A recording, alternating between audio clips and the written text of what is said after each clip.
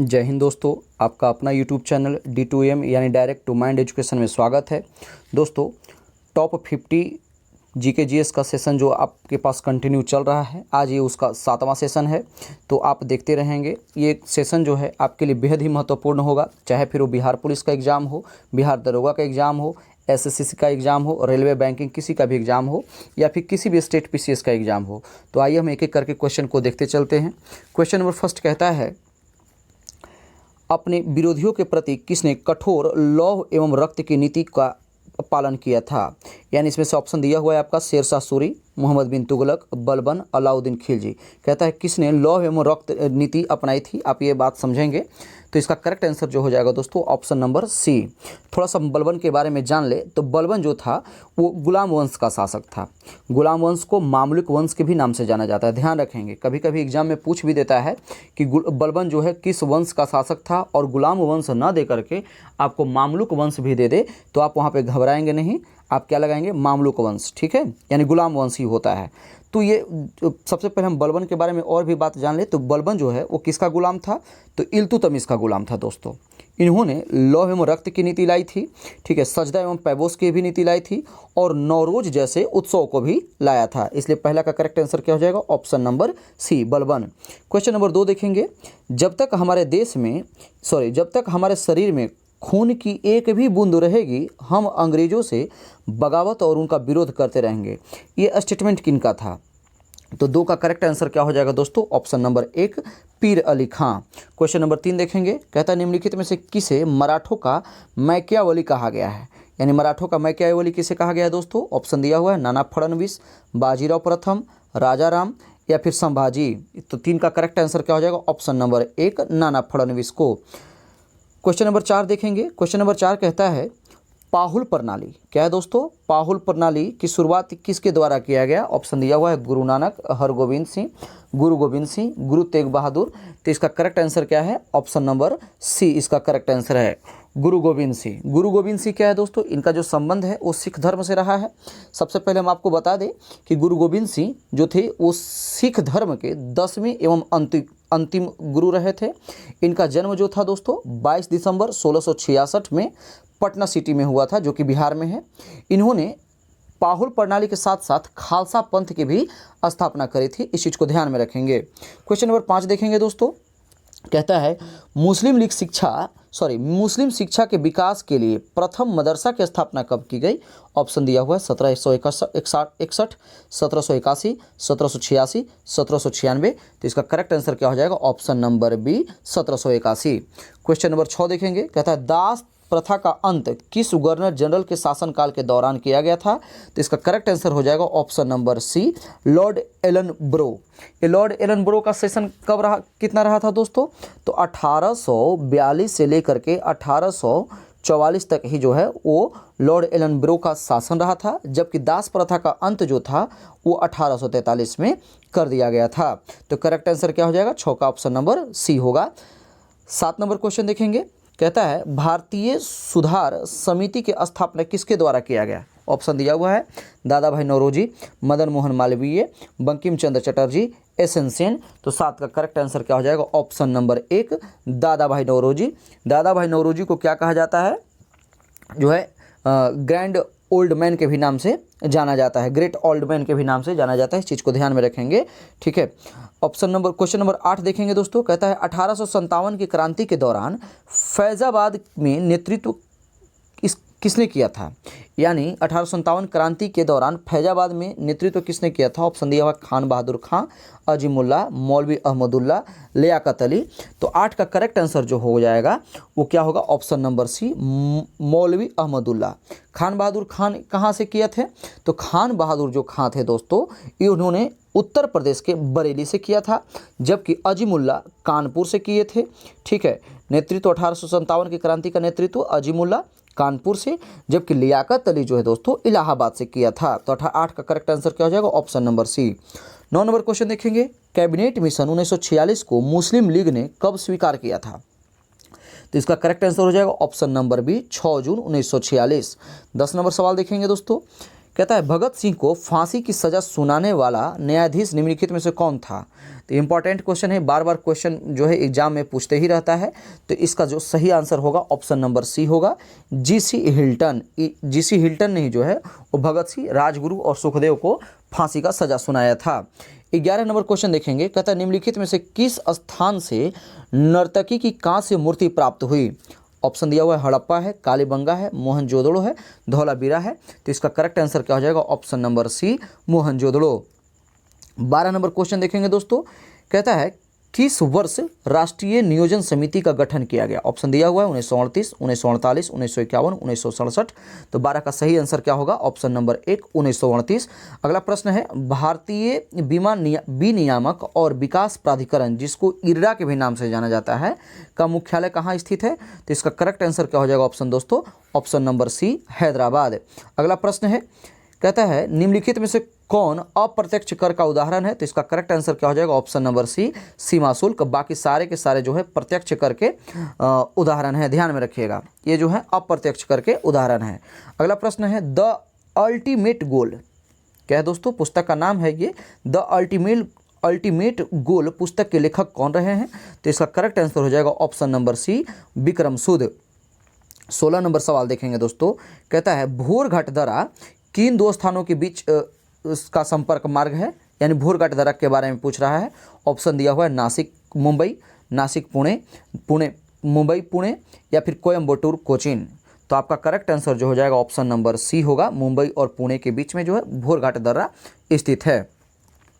17 number सवाल देखेंगे। कहता है पंचेश्वर परियोजना, कौन सा दोस्तों, पंचेश्वर परियोजना का जिक्र किया गया है, वो किन दो देशों को संयुक्त परियोजना है। तो 17 का करेक्ट आंसर हो जाएगा वो भारत और नेपाल के बीच में, ऑप्शन नंबर बी। अगला प्रश्न है भारत सरकार ने राष्ट्रीय कृषि नीति, क्या राष्ट्रीय कृषि नीति की घोषणा किस वर्ष की थी। तो ऑप्शन दिया हुआ है 1990, 2000, 2010 ईस्वी, 2015।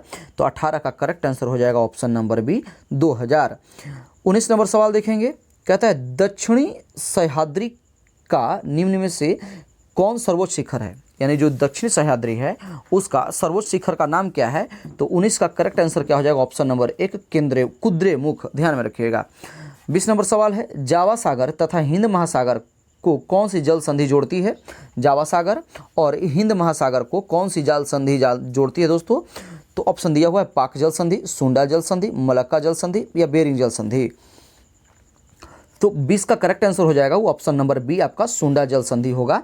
अब पाक जल संधि के बारे में देख रहे तो पाक जल संधि किसको किसको जोड़ती है। तो पाक जल संधि जो है वो भारत और श्रीलंका को जोड़ती है, जबकि मलक्का जल संधि जो है वो इंडोनेशिया और मलेशिया को जोड़ता है। और बेरिंग जल संधि की बात कर ले तो ये अलास्का और रूस को जोड़ती है। तो बी का करेक्ट आंसर 20 का क्या हो जाएगा, ऑप्शन नंबर बी। 21 नंबर देखेंगे भारत के अधिकांश भाग में किस प्रकार के वन पाए जाते हैं। तो 20 का करेक्ट आंसर हो जाएगा ऑप्शन नंबर बी उष्णकटिबंधीय पतझड़ वन। ये सब बहुत ही आसान और फेमस क्वेश्चन है, आप देखते चलेंगे क्वेश्चन को।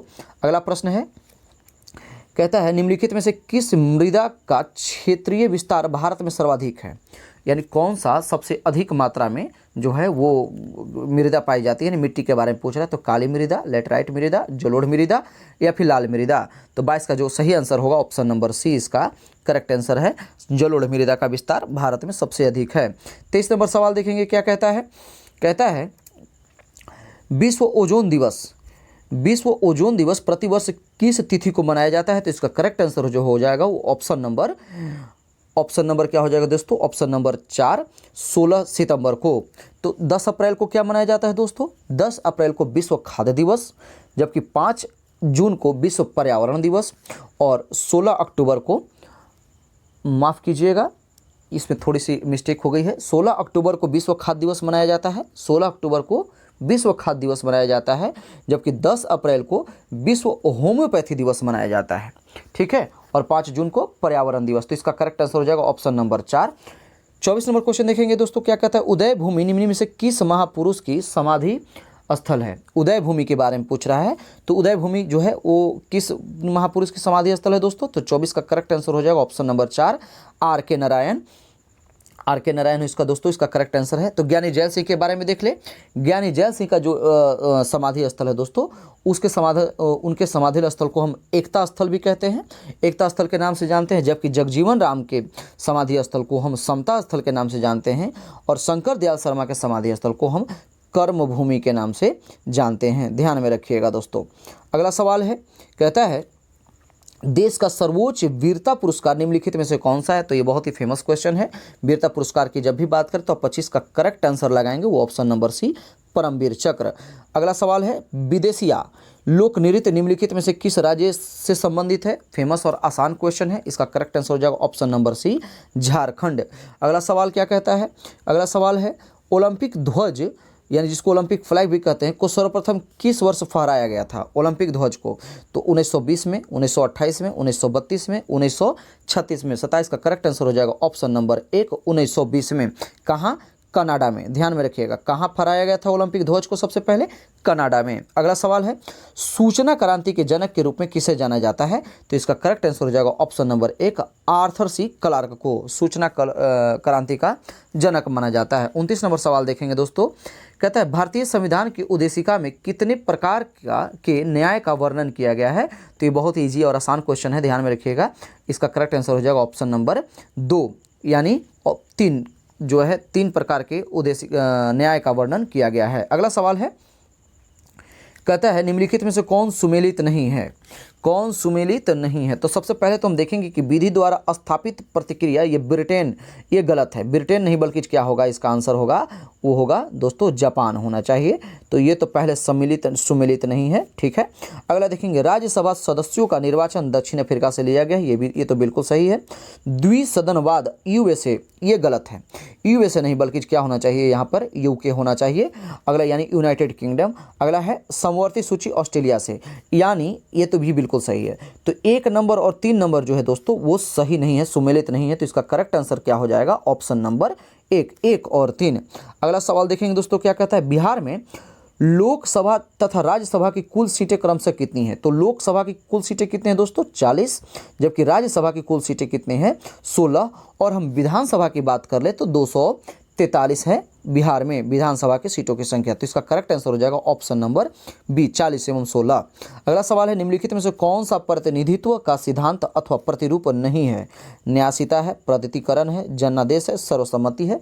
तो 32 का करेक्ट आंसर हो जाएगा ऑप्शन नंबर 4 सर्वसम्मति है। अगला प्रश्न है, अगला प्रश्न देखेंगे क्या कहता है 92वां संविधान संशोधन के तहत किन भाषाओं को 8वीं अनुसूची में शामिल किया गया। बोडो को शामिल किया गया था, बिल्कुल किया गया था। मैथिली को भी किया गया था, डोगरी को। इसका करेक्ट आंसर हो जाएगा ऑप्शन नंबर 4 उपयुक्त में से सभी। अगला सवाल है, क्या कहता है भारतीय राजनीति के इतिहास में अभी तक कुल कितनी बार दोनों सदनों की संयुक्त बैठक बुलाई गई है। तो इसका करेक्ट आंसर हो जाएगा ऑप्शन नंबर बी 3 बार जो है दोनों सदनों को, यानी जो है लोकसभा और राज्यसभा के दोनों सदनों की बात की जाए तो दोनों को लगभग 3 बार बुलाया जा चुका है। अगला सवाल है उच्च न्यायालय के न्यायाधीशों को निवृत्ति की आयु क्या है। तो इसका करेक्ट आंसर हो जाएगा ऑप्शन नंबर सी 62 वर्ष। ध्यान में रखिएगा, कितना वर्ष, 62 वर्ष के जब एज के हो जाएंगे तो उच्च न्यायालय के न्यायाधीशों को सेवानिवृत्त कर दिया जाएगा, यानी रिटायर कर दिया जाएगा। अगला सवाल है,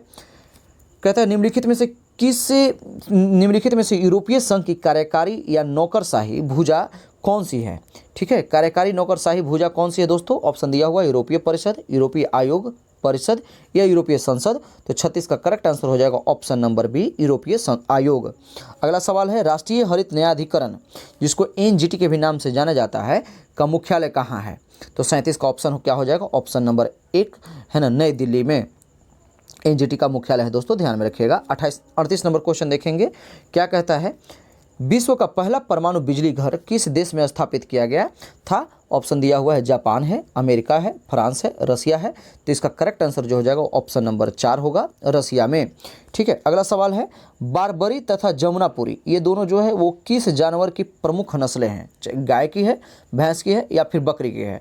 तो 39 का जो करेक्ट आंसर हो जाएगा ऑप्शन नंबर सी, ये बकरी की जो है बारबरी और जमुनापुरी दोनों प्रमुख नस्लें हैं। अगला सवाल है 40 नंबर, कहता है किसी घर में, ये न्यूमेरिकल का सवाल है दोस्तों, ध्यान में रखेंगे। मैंने आपको बताया था कि मैं जब अपना साइंस का का सेशन लेकर के आऊँगा तो उस समय मैं लगातार न्यूमेरिकल पे भी बात करते रहूँगा और न्यूमेरिकल मैं बताऊँगा। चाहे अगर जैसे ही एलपी का मैं सेशन शुरू करूँगा तो उस समय मैं आपको बताऊँगा।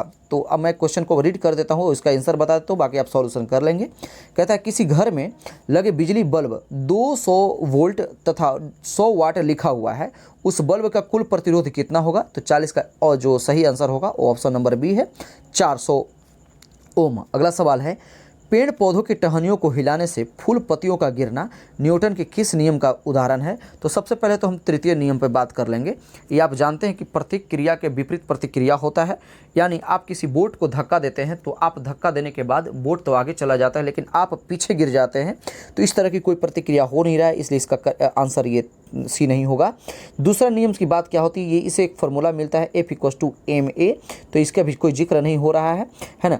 पहला है, कहा जाता है कि जब भी किसी वस्तु पर जब तक कोई बाहरी बल प्रत्यारोपित न किया जाए तब तक उसमें कोई हलचल नहीं हो, तो वो पहले नियम को फॉलो करता है। ठीक है, तो ये क्या है, पेड़ पौधे के टहनियों को हिलाने से फूल पत्तियों का गिरना जो है न्यूटन के पहले नियम को फॉलो करता है, इसलिए इसका करेक्ट आंसर हो जाएगा ऑप्शन नंबर 1। अगला सवाल क्या कहता है, प्रकाश का वेग कितना होता है? तो प्रकाश का वेग जो दोस्तों क्या होता है, वो 3 × 10⁸ मीटर पर सेकेंड, ऑप्शन नंबर 20 का सही है। सेविंग ब्रश के रेशो का आपस में चिपक जाना किसका उदाहरण है? इसका करेक्ट आंसर हो जाएगा ऑप्शन नंबर 4, पृष्ठ तनाव की वजह से। ये सब फेमस क्वेश्चन है, बार बार आपको देखने को मिलेंगे। अगला सवाल है फ्लेमिंग के दाएं हाथ के नियम का प्रयोग किसकी दिशा का पता लगाने के लिए किया जाता है? तो इसका ऑप्शन दिया हुआ है प्रेरित धारा, वास्तविक धारा, प्रत्यावर्ती धारा जिसको एसी के भी नाम से जानते हैं, दिष्टकारी धारा जिसको आप डीसी के भी नाम से जानते हैं। तो इसका करेक्ट आंसर क्या हो जाएगा? ऑप्शन नंबर 1, प्रेरित धारा को ये डिनोट करता है। अगला सवाल है किसी तत्व का रासायनिक गुण निम्न में से कौन सा निर्धारित करता है? कौन है जो किसी तत्व का रासायनिक गुण को बताता है दोस्तों? तो इसका करेक्ट आंसर जो हो जाएगा ऑप्शन नंबर सी, इलेक्ट्रॉनों की संख्या से हम किसी भी तत्व का रासायनिक गुण को पता कर सकते हैं। अगला सवाल है, कहता है निम्नलिखित में से लोहे का सबसे शुद्धतम रूप कौन सा है? तो इसका करेक्ट आंसर क्या हो जाएगा? ऑप्शन नंबर बी, पीटवा लोहा।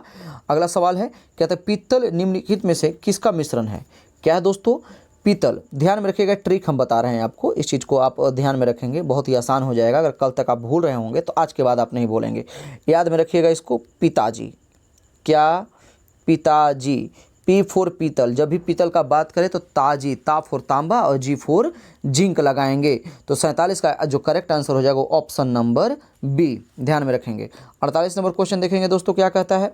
कहता है समुद्र में गोताखोर करते समय गोताखोर ऑक्सीजन के साथ किस गैस का प्रयोग करते हैं? तो 48 का जो करेक्ट आंसर हो जाएगा ऑप्शन नंबर सी, हीलियम का। 49 नंबर सवाल देखेंगे, सुक्रोज के जल अपघटन से किसका निर्माण किया जाता है? ऑप्शन दिया हुआ है ग्लूकोज का, लैक्टोज का, फ्रक्टोज का, ए तथा सी दोनों का। 49 का जो ऑप्शन होगा वो ए और सी यानी ग्लूकोज का भी और फ्रक्टोज का भी ये निर्माण करता है। और आज की सेशन का इस प्रैक्टिस शीट का जो लास्ट क्वेश्चन है वो हम देखेंगे।